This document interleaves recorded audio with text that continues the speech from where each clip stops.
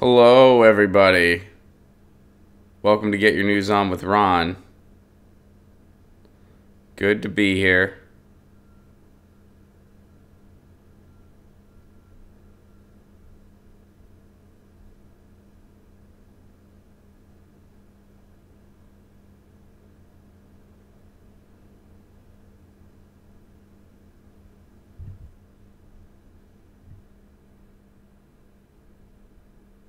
All right.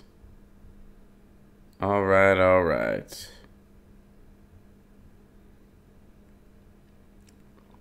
We're a few minutes early. Hello, G. Gibson. How are you? Good morning. Welcome to the stream. Thank you for being early. Good day, Watson. How are you? Hope everyone's having a nice morning. Good morning, Karen. How are you today? Time for Ron and Bake. I love it.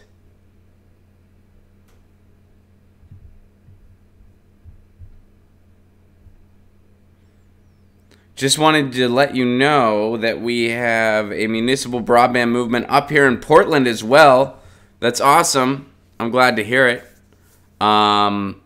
You should reach out to Mike Figueredo of the Humanist Report if you haven't done so already, and try to get him involved. Because, yeah, he's really big on those issues. And the video's buffering out. Hopefully we're back. What's up, Joe? What's up, Joshua? What's up, Kim? Good to see ya. Hopefully we're not still buffering. Are we back to normal? Let me see here. I think on my end it's looking like it's looking like we're back.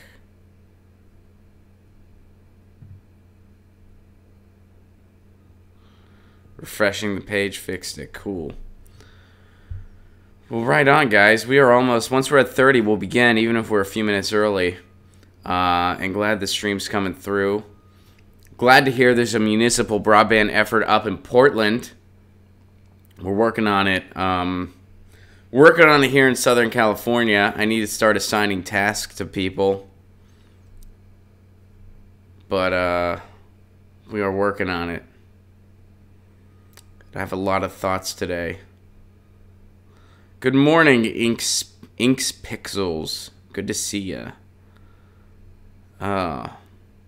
This is like I feel like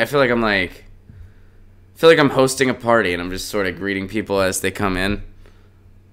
But it's like once everybody arrives, we'll officially hold the town square. You know.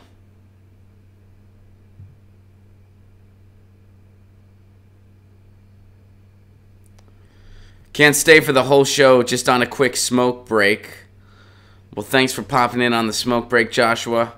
Hopefully we'll officially begin before the smoke break's over. Depends on when we hit 30.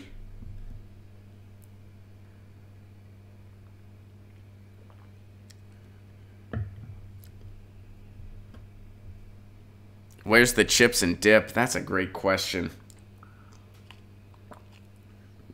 I've been wondering that same thing. Every morning I wonder that. I had an egg for breakfast. That was my breakfast. I hope everybody had a good one. We got a lot to talk about. Did you bring enough Ron for everyone? Of course I did. I always do. You know me. Ron, when are you going back on Crosstalk to smack down that low polite Republican guy? I don't know.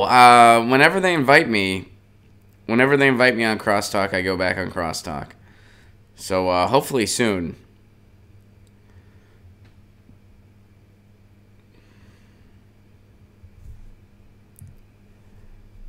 Russ, you got suspended from Twitter. Well, I hope you'll be back soon, right? Balthazar, you got your shirt and buttons. That's awesome. Thank you so much. And guys, we are over 30. Time for us to officially begin. What's up, everybody? Welcome to Get Your News On with Ron, the world's first viewer-curated streaming news show. What does that mean? That means you guys send me articles, you tweet them to me over at Ron Placone, or you drop them in our Reddit subsection. And that's how we build the show. I'm seeing everything for the first time. That's what I'm doing.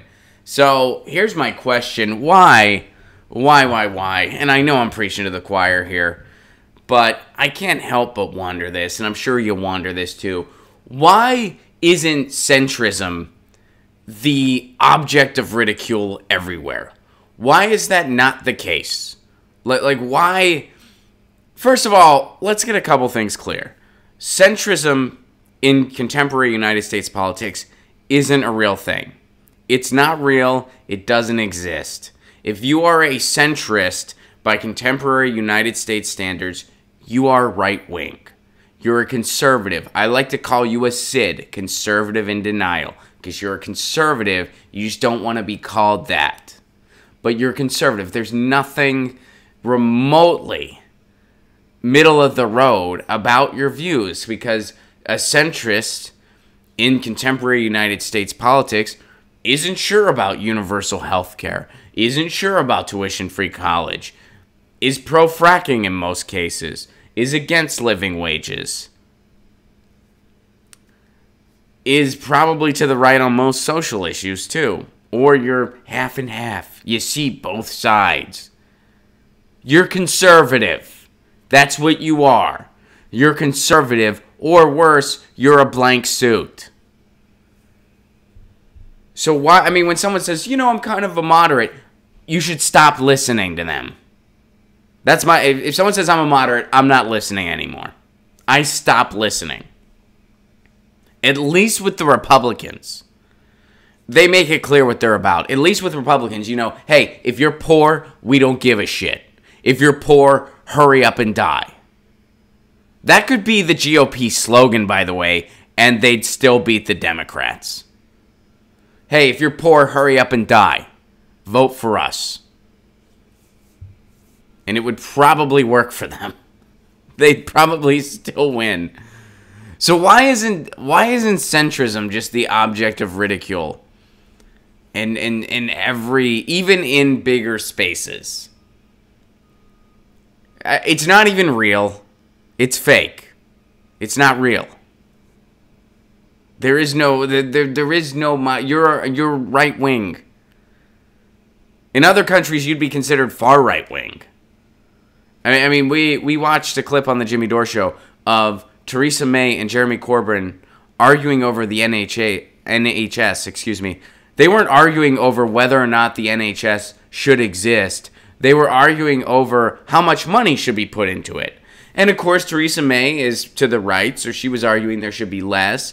They're arguing for privatization within that system to benefit the rich, yes.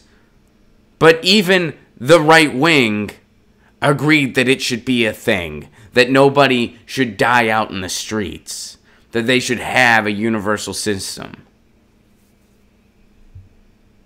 So if you're not even sure about that and you consider yourself a moderate, guess what? You're not a moderate. You're a conservative in denial. That's what you are. So just join the Republicans already. I mean, it's just, why is that not the, why is it trendier to bash the Green Party? And I feel like I already know the answer to this. We all do. But ponder why. Ask yourself the why. Why is it trendier to bash? Because I published a clip recently about that Washington Post article where the person condescendingly snides to the Green Party, basically acknowledging, hey, the Green Party's really necessary right now. We really need an actual progressive voice. The two-party duopoly is failing us miserably. But Green Party, you guys, pie in the sky. That's so cute you're running. How is that? How is it trendier to bash that than bash... You know what a moderate is? A moderate is that person in high school that just said whatever people wanted to hear so that everybody liked them, but in the end they were just two-faced. If they were talking to somebody that didn't like Joe, they didn't like Joe. But when they were talking to Joe and Joe didn't like Barry, they didn't like Barry either. They stood for nothing. They're that person. That's a moderate. That's what a moderate is. So why, I mean, why? It should be a kiss of death.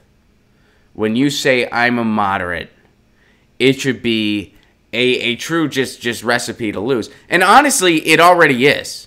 In many ways, it already is. So, let me see what you guys are saying. Let me go over to the chat.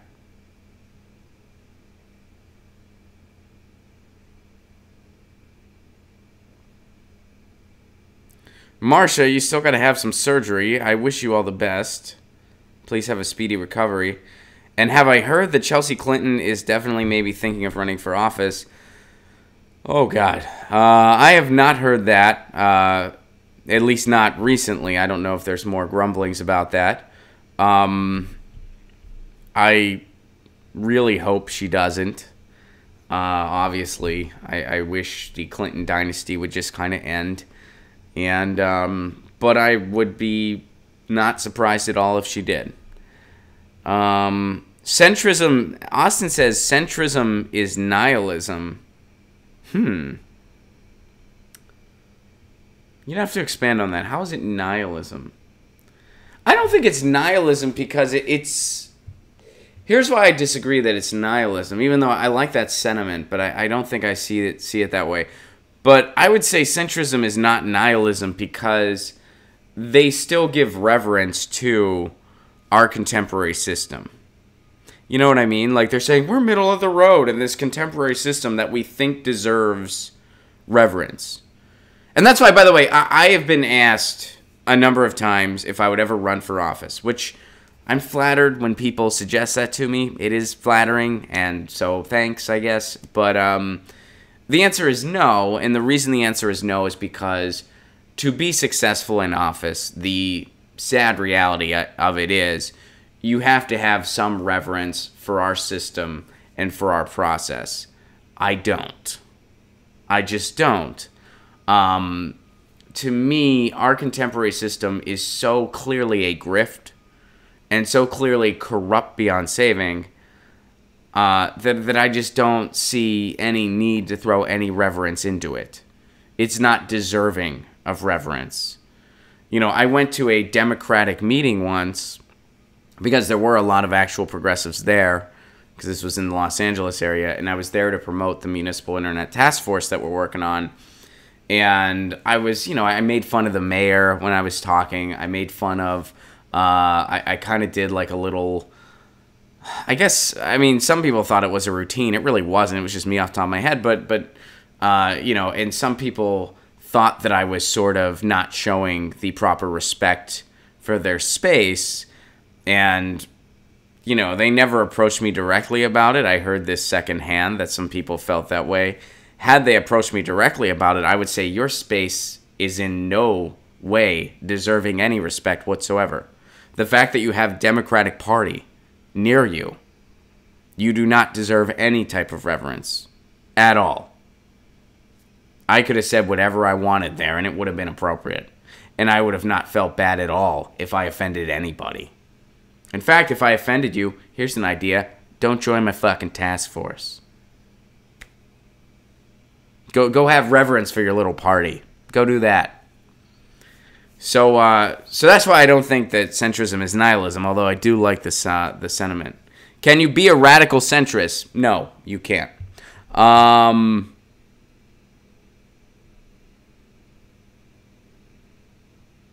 I recognized the grift in 1978. I can't remember if I did or not. I've been 27 since the year 1933, so I've been around, but I don't know.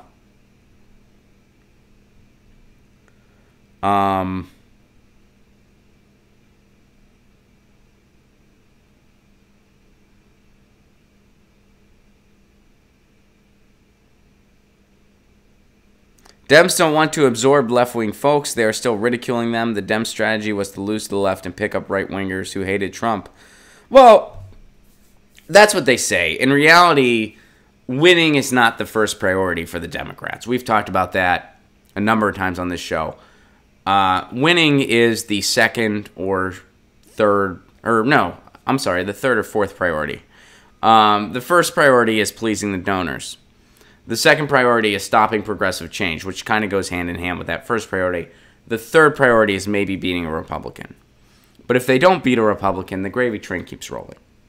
So it's not necessarily that Dems are so tone deaf when it comes to strategy. I mean, they are. But in addition to being tone deaf to strategy, winning is also not their first priority. And if you disagree with that, prove me wrong. Somehow prove me wrong. Now, who's an exception to this? An exception to this are all the progressives that are Dem entering. So, you know, if you're going to point to Alexandria Ocasio-Cortez, okay, that's fair, but she's not part of the Democratic establishment. You know, if you're going to say, well, she wants to win, yeah, I know, but she's not part of the Democratic establishment. Last thing before we move on, is centrism libertarianism? Edwin asks. I would say no. I would say that libertarians, they actually do stand for something. They actually have policy ideas. And libertarianism, even in contemporary United States, is a very broad umbrella at this point. Or wide umbrella, I guess would be the proper terminology there. There's libertarian socialists right now. That's kind of on the rise.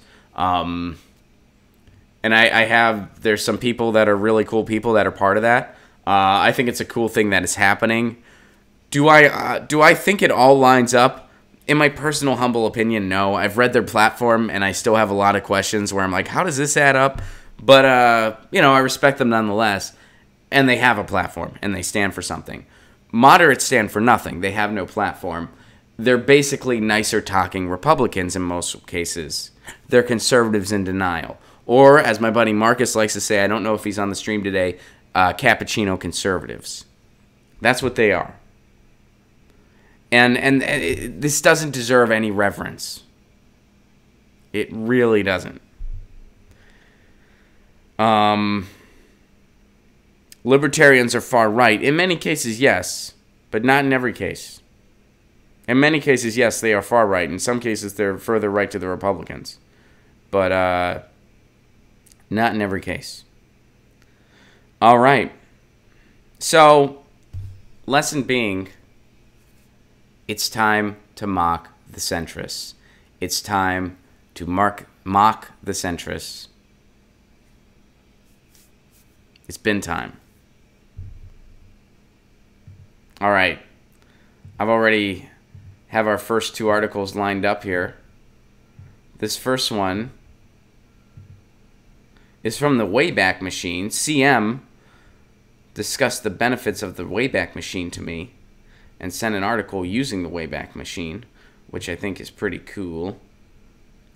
Everybody immediately knew that it was for Amazon. Has Bezos become more powerful in DC than Trump? And CM said this is a Bezos article. Bezos, of course, the guy that's in charge of Amazon, and he's worth about $150 billion.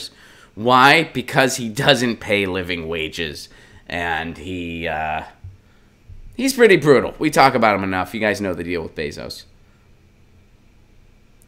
There's a new scandal quietly unfolding in Washington. It's far bigger than Housing Secretary Ben Carson buying a 31... All right, blah, blah, blah. Yeah, okay. What's the scandal? The controversy involves a plan to move all of the Defense Department's data onto the cloud. The information is currently strewn across some 400 centers. And it looks like Bezos is going to get this contract.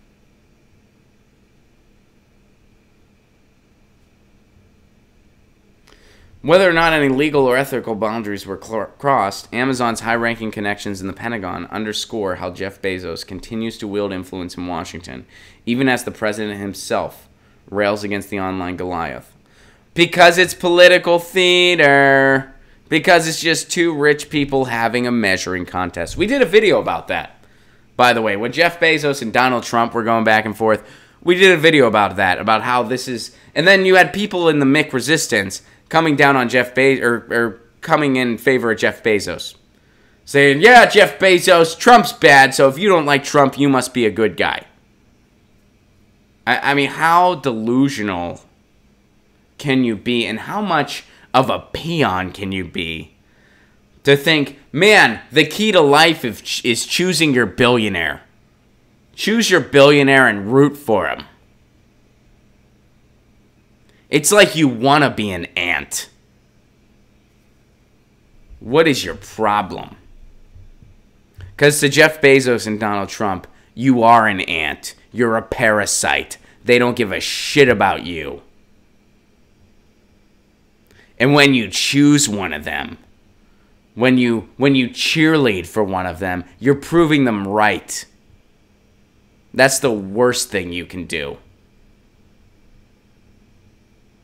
If you are on Team Bezos or Team Trump, in that for instance, you are pathetic. You're pathetic. If you think Jeff Bezos is in any way part of the quote-unquote resistance, you are pathetic. Anyway, we did a video about that. All right. Amazon insists that Bezos and Mattis did not discuss the cloud bid during the visit. Sure, they have these secret meetings. No one knows what they talk about. Jeff Bezos. Secret meetings at the Pentagon. Secret meetings with weapons manufacturers, with defense contractors. No one knows what they talk about. Now, they're going to have access to even more information. Now, Jeff Bezos is pretty much going to control all government information, just about. Close to it. Jeff Bezos. The guy who also just bought Whole Foods. Who also is in charge of about 50% of online commerce. He owns a newspaper. He owns the Washington Post. I'm telling you, man, we're going to see Amazon Water soon. Oh, he's in healthcare. I forgot to mention that. Jeff Bezos, he's involved with healthcare. And he's involved with an effort to monopolize the way we buy prescription drugs. He's pretty much taking over the country. Like this is not an embellishment. This is just factually what's happening. This guy could feasibly become an emperor. Like he could. Like there's just like no like. This is not conspiratorial. This is just factually true. These are all the entities this guy not just is involved in, but has a lot of power within. No one person should be this powerful. And we celebrate this. We celebrate it. Thanks for sharing that.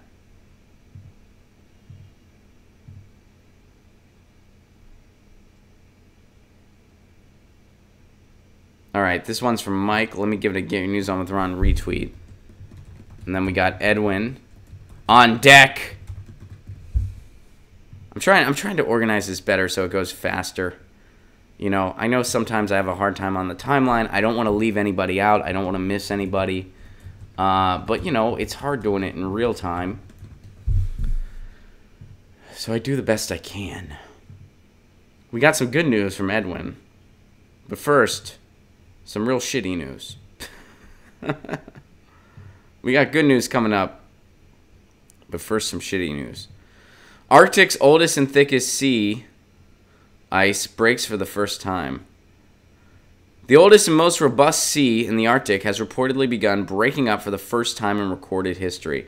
The Guardian reported on Tuesday that the ice breaks, which result in water opening up north of Greenland, have happened twice in 2018 because of warm winds and a heat wave caused by climate change. The sea off the northern coast of Greenland was once referred to as the last ice area because of how perpetually frozen it normally is. It was also believed that it would be one of the final northern areas to be impacted by the world's hotter temperatures. An unusual increase in temperature in February and August have left it susceptible, however, the Guardian reported. Newspaper noted that the warm winds have pushed the ice further away from the coast than at any time since satellite records started being kept in the 1970s. Almost all of the ice to the north of Greenland is quite shattered and broken up, and therefore more mobile. Wow. So we gotta get up there with a lot of freezers, you guys. Holy shit. We got No, there's nothing we can do. I mean, well, there is stuff we can do. But holy shit. Man, sometimes you see reports like this and you're just like, oh, geez, is shit really going to hit the fan like real soon? Like wish we could do something. As far as something stopping that, I know there's a lot we can do as citizens to, curb greenhouse gas emissions and stuff like that. I meant as far as stopping this in its tracks. Because right now, there's nothing we can do to stop that melting directly. If we went up there with all the freezers in the world, we probably, Mother Nature's going to beat us out. I'm pretty sure. So, yikes.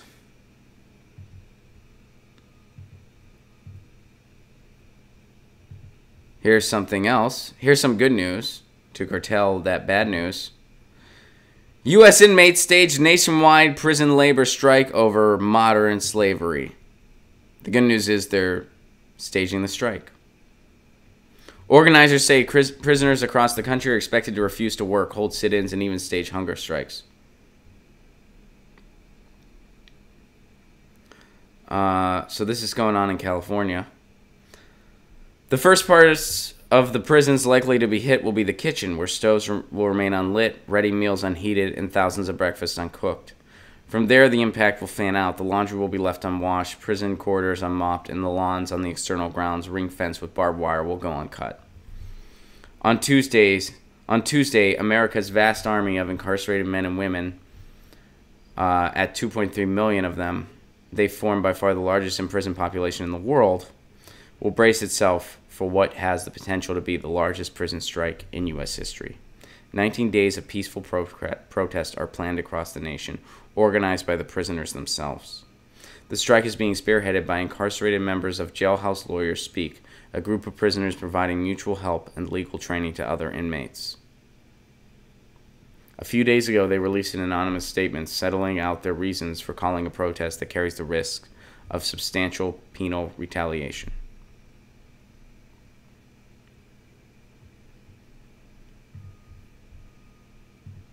Good for them. Here's a question I want to stage to you guys. If, and I know this is easier said than done, but we got to ask ourselves, if they're able to coordinate this in prison while they're behind bars, what are we waiting for from doing this on a large scale right here? You know what I mean? Like, why not have... And, I've spoken about this before. I favor a massive strike. I think that's what we need. I know that's what we need. It worked for the teachers. Hopefully it's going to work for the prisoners. We need it at a mass level. We need to just have a massive strike. And I know that's easier said than done. And I'm not trying to come down. I know that when people are working 3 jobs just to keep their head above water, it's hard to say, hey, we're going to strike. When people are living paycheck to paycheck, it's hard to say, yeah, we're going to strike. And the system's set up that way.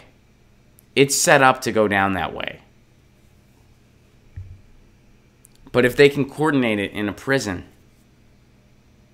we got to figure out a way to do it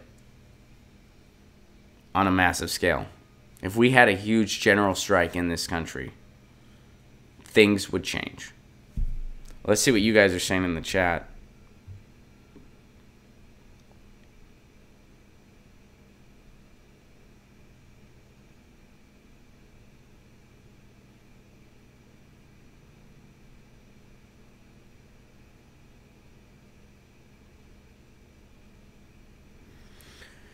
Chris points out, it's pathetic that we use prison slave labor to fight the wildfires for $1 a day when my friend who has a clean record has not been called because it costs more to hire him.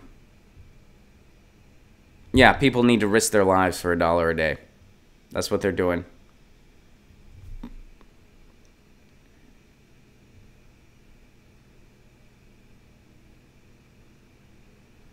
CG, 13th Amendment, 13th Amendment in action. Walmart is just doing their constitutional duty by using slave labor.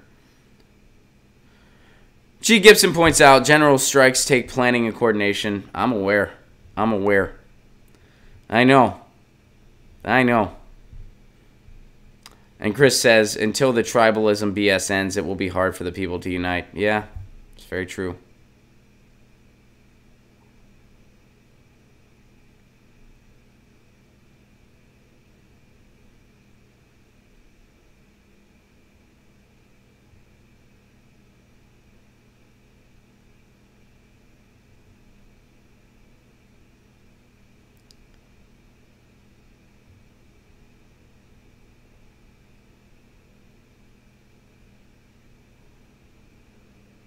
America take a knee.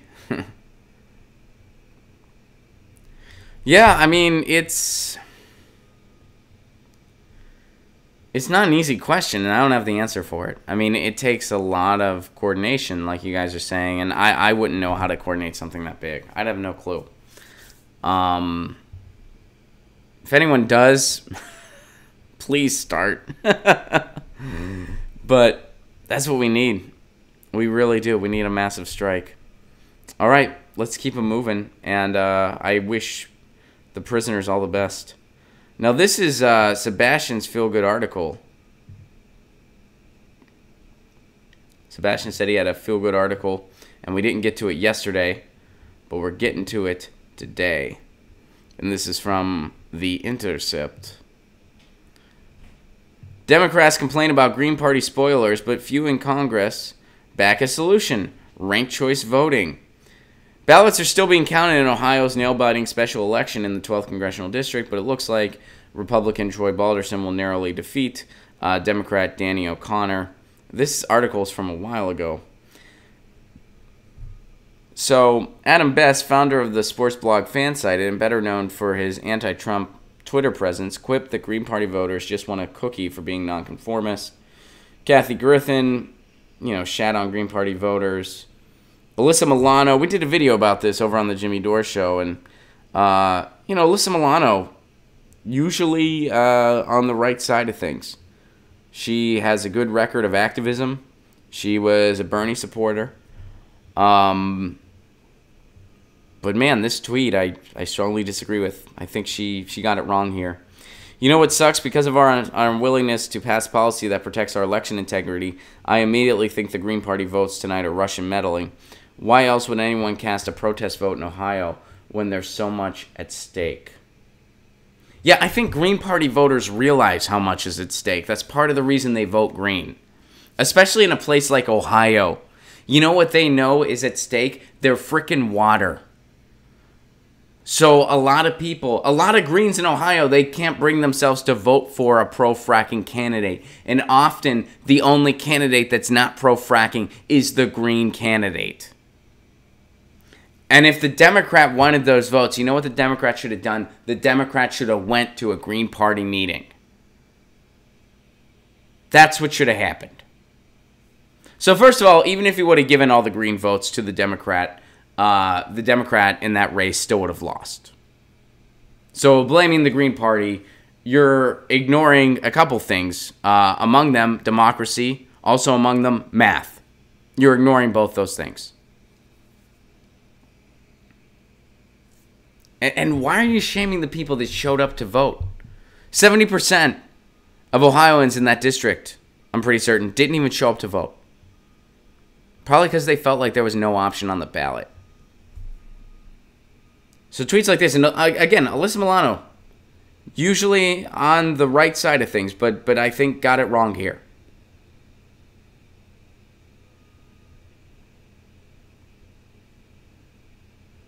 So yeah, I've seen this, and here's the good news. A group of House Democrats led by Virginia Rep. Don Beyer introduced H.R. 3057, Fair Representation Act, which will require every congressional district in America to use ranked choice voting. Yeah, if you're going to shame voters and you're not on board with this bill, your anger is very misdirected. And your priorities are grossly misdirected. Who else is also on this bill? Bayer, Representative Ro Khanna, and Jamie Raskin. It gained 2 additional supporters, Jim McGovern and Jim Cooper. So that is good news. That is really good news. Because ranked choice voting would solve a lot of these problems of people voting against their own interest because of the lesser of 2 evils. Well, now you'd be able to rank your choices. So you can actually vote for the person whose platform you like the best. And not feel guilty for doing so. And not be shamed for doing so. So, we've talked about ranked choice voting on this show. I support it completely. And, yeah, call your representatives. Tell them to get on board with, what was that number again? Already. 3057, Fair Representation Act. There's that short term kicking out. I was like, what was the number again? 3057. I mix up numbers all the time, so I had to double check. I was like, man, I'm going to say like 5387 or something. It's 3057, the Fair Representation Act. Just remember Fair Representation Act. That's the better way to do it. All right. So thank you for that, Sebastian. Sorry we didn't get to it yesterday, but we got to it nonetheless.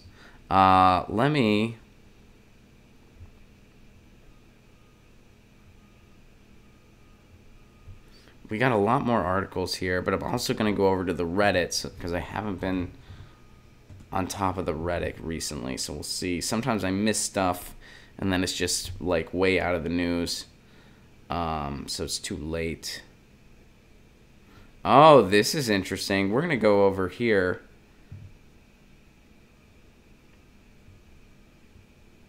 Let me go ahead and give this a Get Your News On with Ron tweet. This article looks really interesting. Norman sent it.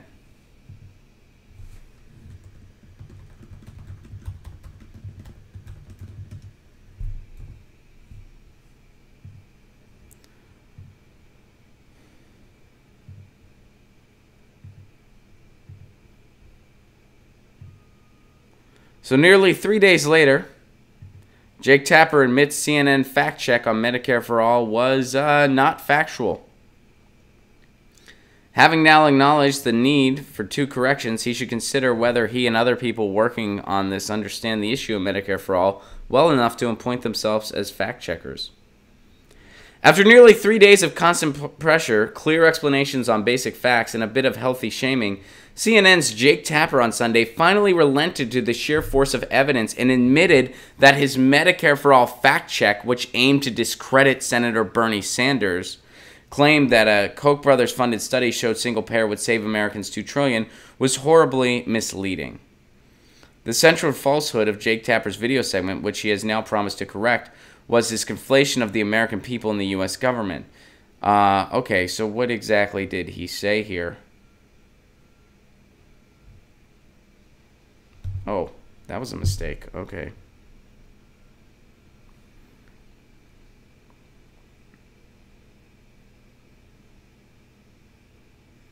Apparently confused by the difference, Tapper declared in his segment, "Is that true? Did a study funded by the Koch brothers indicate Medicare for All would actually save the U.S. government trillions of dollars?" No. Numerous commentators proceeded to point out the error. Jake, you cannot claim that Bernie said the government would save $2 trillion. He did not say that. He said Americans would save $2 trillion.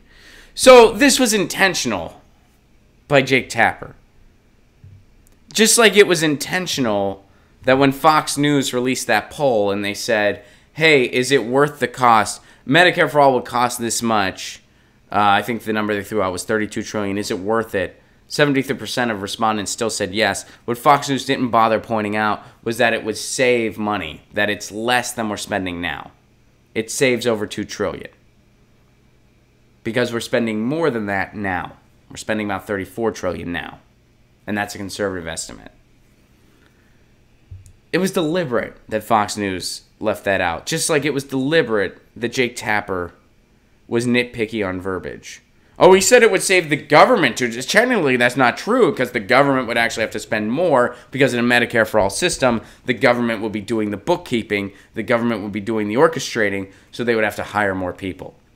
Those jobs will go out of the private industry and into the government. So technically, it wouldn't save the government that money. Who does it save that money? It saves us that money because we're already spending more. So yes, it saves everybody that money. But technically, if you want to be like, well, does it save the actual government who would have to orchestrate more of the money? That's intentional. This wasn't an error on Jake Tapper's part. This was intentional propaganda. This was an intentional lie. This was an intentional deception. How can you think otherwise?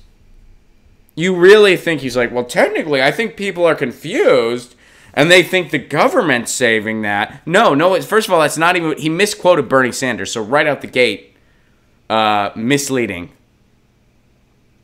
And second of all, yeah, no, they construe the data to serve their agenda. In this case, how can we make Medicare for All look bad? Well, technically, it doesn't save the government that money. Copy and print. Put it on the air. It doesn't matter that it saves us trillions of dollars. It doesn't matter that it saves we the people trillions of dollars. Let's find a way to spin it so that people think it's doing something it's not. And technically, the government would be doing the bookkeeping, so the government would spend more, so it doesn't save the government trillions, even though it still saves everybody money. We're just gonna nitpick the accounting verbiage to make it look bad. This isn't an error on Jake Tapper's part. This is lying. This is deception. This is propaganda. This is why CNN is not a news organization. It is a PR organization. MSNBC is not a news organization. It is a PR organization for Comcast. Fox News is not a news organization. It's Rupert Murdoch's right-wing wet dream. These are not news and information outlets. That's definitionally not what they are. And this is our news structure in the United States. We celebrate this structure. We celebrate that we've given corporate power control of our news and information. So why do you expect anything less than this? This is another example of corporate media propaganda and blatant deception. And if we exposed every single, for instance, of corporate media propaganda and deception, this show would have to be about 6 hours long a day. And honestly, that's way too much. I don't want to listen to me for that long, so I'm sure you don't either. Let me see what you guys are saying in the chat before we move on to other articles. But that was a great share.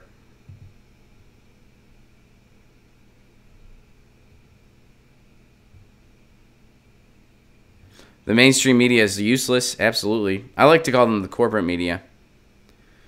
Jake Tapper was directed to undermine any support for a proposal that would take any profit from the oligarchs. Abso-freaking-lutely. Yeah, I mean, it's delusional to think that this was just an error. I mean, anybody that believes that, oh, it's just an error, like, in some ways I envy your naivety.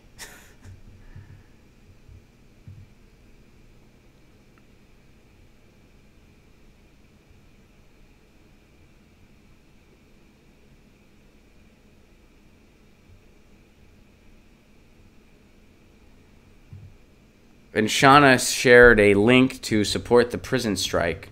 I'm going to give that a Get Your News On with Ron retweet.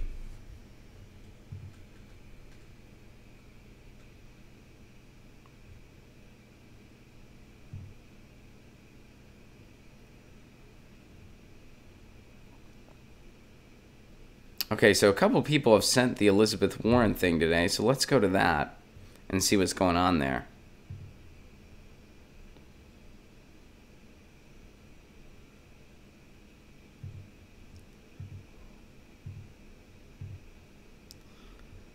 All right, here we go. This is from Celeste, but a couple people tweeted it. I just happened to see Celeste's tweet first. So here we go. Elizabeth Warren unveils radical anti-corruption platform. Elizabeth Warren on Tuesday, that'd be today, unveiled a sweeping set of reforms that would radically restrict and publicly expose corporate lobbying in Washington. In a major speech at the National Press Club, she laid out the parameters of what she is calling the Anti-Corruption Act. If just half of it were implemented, it could transform the political economy of Washington and fundamentally upend the lawmaking process as it currently exists. Warren began her speech by noting that only 18% of the American people now say that they have trust in the government.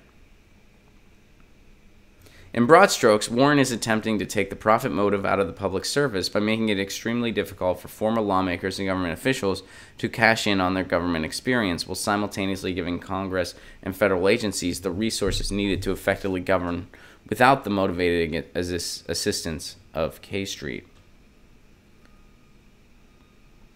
Warren proposes much stricter restrictions on the revolving door between public service and lobbying, but more fundamentally, flat-out bans on any lobbying on behalf of foreign governments, an industry that has become under increased scrutiny as a result of the trial of Paul Manafort. Under current law, foreign agents must register and disclose any contacts with government officials. They would now be banned, and under Warren's law, all lobbyists would have to do what foreign agents do now. Her bill would also mandate that the IRS release tax returns for candidates.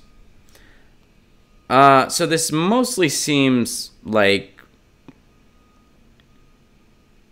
it's coming down hard in some areas because of Trump derangement syndrome, but I hope it goes far enough. All right. The new proposal comes at the heels of the Accountable Capitalism Act and is a window into what she sees as one of the main functions of government.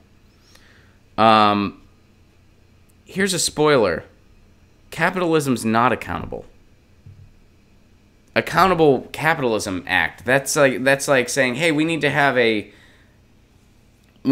tasty turd act. Well, turds aren't tasty. They're frickin' turds. Capitalism's not accountable. It's in nature predatory.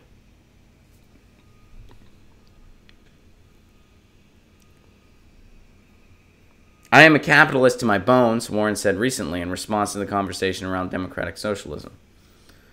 Where some on the left view markets with deep skepticism, Warren's ideology sees consecration of corporate power as a great threat, but views functioning markets as a check against consolidated power.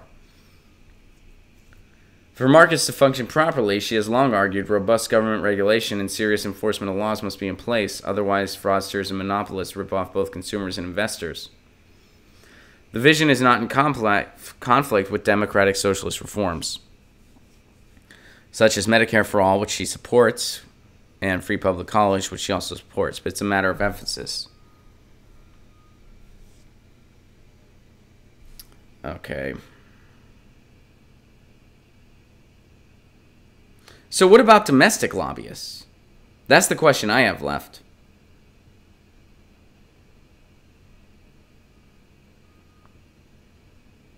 I care about domestic lobbyists too.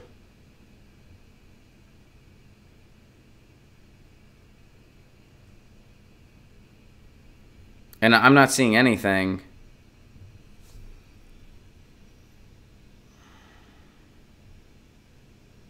So I guess there's more restrictions on the revolving door between public service and lobbying. But bans, I think there should be bans on all lobbying, whether it's foreign or domestic. I mean, I think we need to go to complete, public funding elections.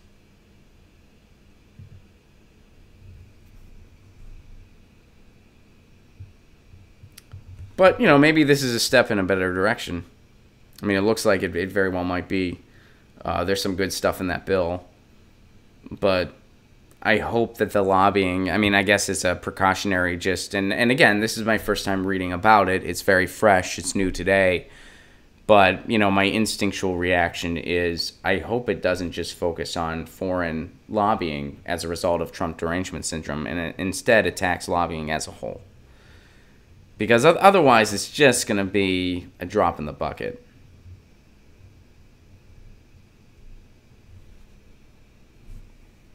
Let's see what you guys are saying in the chat as I sip a coffee. What do you guys think? Have you guys seen other things about the bill? More political theater? Possibly. I hope not. Possibly. Classic Warren, all talk, no substance.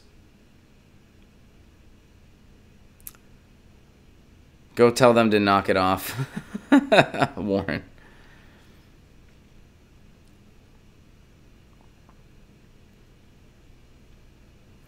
Warren is all talk. We need publicly financed campaigns from the top down only. No private contributions of any kind. I agree.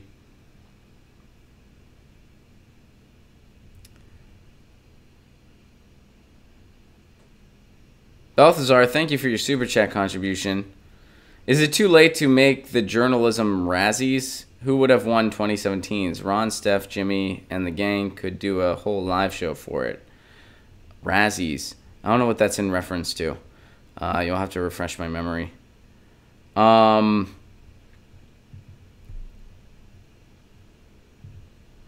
see what else you guys are saying.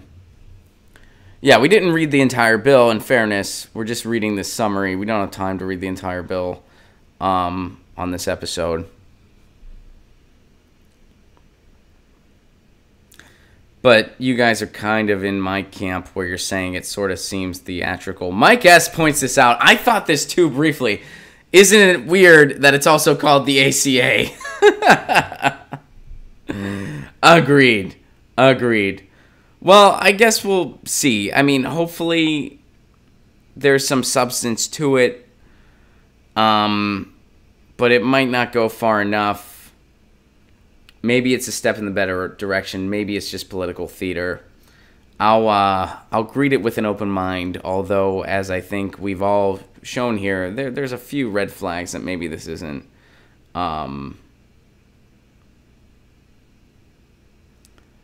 Maybe this isn't necessarily some huge anti-corruption piece of legislation. Now, here's another article that points out it bans. The new reform bill would ban members of Congress from owning individual stocks. So as an apparent alternative, the legislation would create conflict-free investment opportunities for federal officials with new investment accounts. Interesting. So it would just be government-managed investments accounts instead of individual stocks.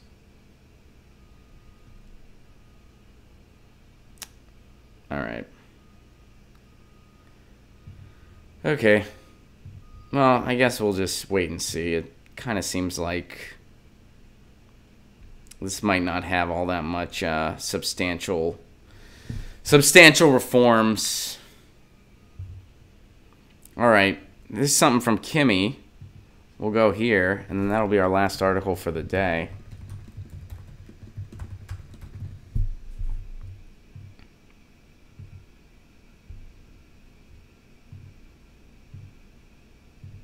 This is from the Washington Post.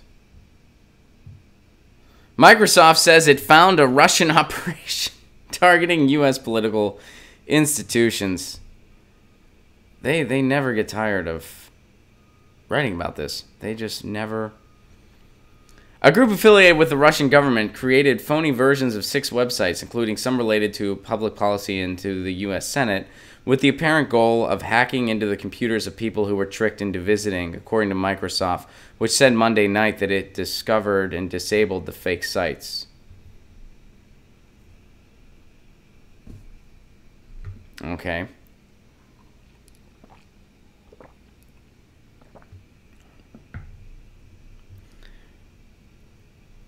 The effort by the notorious APT-28 hacking group, which has been publicly linked to a Russian intelligence agency and actively interfered in the 2016 presidential election, underscores the aggressive role that Russian operatives are playing ahead of the midterm elections in the United States. U.S. officials have repeatedly warned that the November vote is a major focus for interference efforts. Microsoft said the sites were created over the past several months and the company was able to catch them early. It did not go into more specifics.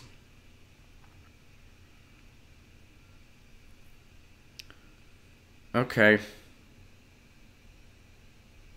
Microsoft said Monday that it found no evidence that the fake sites it recently discovered were used in attacks. But fake sites can carry malware. See, this is a typical fear-mongering article. You go a few paragraphs down and you see the meat of it. that, oh, this isn't really, this is nothing. This is a couple trolls in Russia that are just running marketing scams. That's what they're doing. That's what they were doing in 2016. That's what they're doing now. These are marketing scams. And as Noam Chomsky said, when you want to talk about interference in our elections and things that are tainting our elections, Russia should be way, way, way, way down on the list. Are you freaking kidding me? Gerrymandering, the Electoral College, voter suppression, voters being mysteriously left off the rolls, the DNC putting their thumb on the scale for certain candidates, the DCCC existing. Those are all higher up on the list. But oh, there's some websites. There's some marketing scam websites. Some of them have came from Russia. We're in the era of neo-McCarthyism. And you know what? This is all starting to add up. When you really look at this big picture, it's starting to add up. You know what we had in the 20s and 30s? We had a huge movement for labor that led to a 30-year rise of the middle class. 30 to 40 even. What squashed that in the first place? McCarthyism. That's what squashed the labor movement in the first place. It was McCarthyism. So what's squashing the new one? McCarthyism. Many people say today's left looks a lot like the 20s and 30s. We want strong unions. We want living wages. We're very socially progressive too, and we see the importance in those issues too. However, we're seeing the connections between social issues and economic issues. We're not just saying, hey, be nice to gay people and that's it. We can still have predatory capitalism.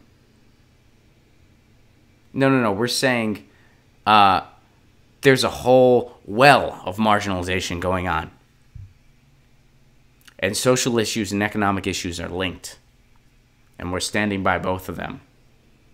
We're similar to the left of the 20s and 30s. Who stamped out that left? McCarthyism. So the same thing's repeating itself now. So when you go along with these types of narratives completely uncritically, you're going along with neo-McCarthyism, whether it's intentional or not. That's what you're doing. And in the third paragraph of this article, or wait, no, I'm sorry, it's about the 6th or 7th paragraph. They say, no evidence that these fake websites were used in attacks, but they might have malware. They might just be marketing scams that trolls do all over the world. It's not just Russia doing it. All kinds of countries have shit like this, including the United States, by the way. It's probably just a marketing scam to get information so they can spam you.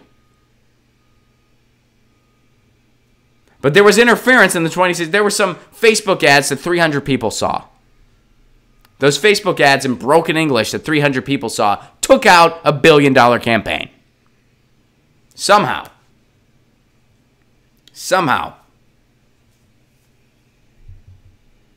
If a handful of Twitter trolls in St. Petersburg, Russia are that effective, somebody please give me their contact information because I need to hire them to get me a Netflix special.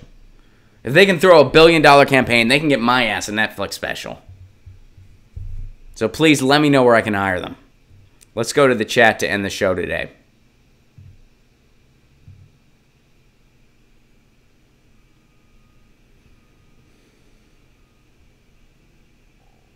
The Razzies are anti-Oscars for film. Oh, I see what you're talking about. Okay, thanks, Balthazar. I suppose it's not too late. Bid picture adds up to Agenda 21. Work stoppage now. I don't know exactly what that's referencing, but yeah, thank you. Russiagate is final proof that the Democrats are just a different kind of stupid and they call Republicans idiots. Just think about it, Chris 1. Oh, you're talking to someone in the chat. Chomsky is someone I watch when I can't sleep. You'd think a linguist would know something about how monotonous a monotone is. Yeah, he's not the most engaging sounding guy in the world, but he's the leading public intellectual. I mean, I'm a fan. I don't know.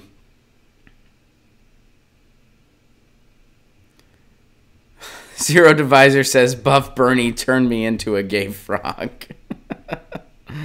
That's funny. And Buff Bernie was very persuasive.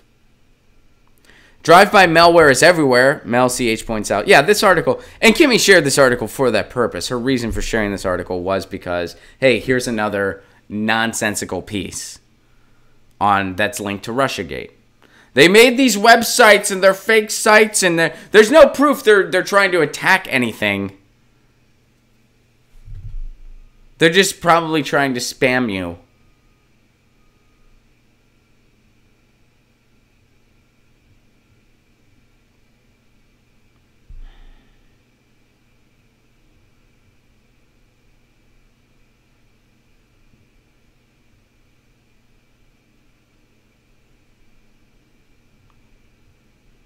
Does anyone know anyone who is buying into the Russia psyop? Because I do not. Chris, I'm envious. Really? You don't? You don't know anybody.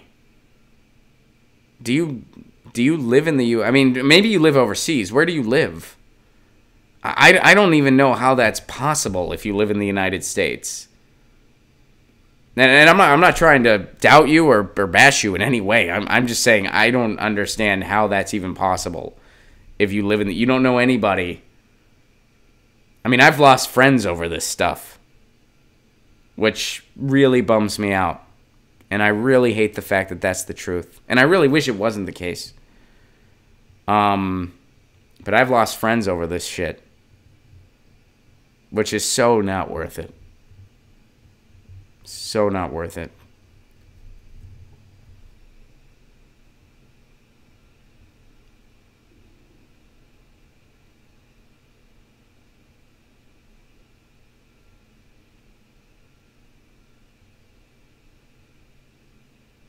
Kimmy points out, exactly, it's just more proof of how desperate they are to keep the narrative going. Yeah, exactly. Exactly. Spider points out, I can't talk to my roommates about Russia. They drank the Kool-Aid and can't hear reason. Sinead says, my friends consider me a radical. Daily Dope Show, I too have lost friends and they have lost IQ points. That's funny. Daniel points out, you always have a friend in Mary Jane. She understands. Get Real says, same here, Ron. My buddy in San Diego thinks Trump is on his way to prison. Yeah, you know what? I used to be a regular on a show I'm no longer a regular on.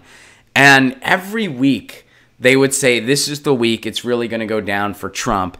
And every week nothing happened. And nobody, like, they just ignored it. They're just like, this is going to be the week. He's going down. They'd have intelligence professionals come on and say, yep, this is it. We got him. Nothing. Following Monday. Nothing. Then they were like, oh, we were kidding. Are you fucking kidding me? Wolf. Crying wolf. Absolutely. And Sinead points out MSNBC does that. Yeah, they do this all the time. Then they never have to retract anything. They never retract anything. I have a feeling Jake Tapper is not going to issue those corrections that he's saying he's going to in that article we covered earlier. I bet you those corrections never happen. I'd be surprised if they do. Maybe they will. I'd be surprised if they did.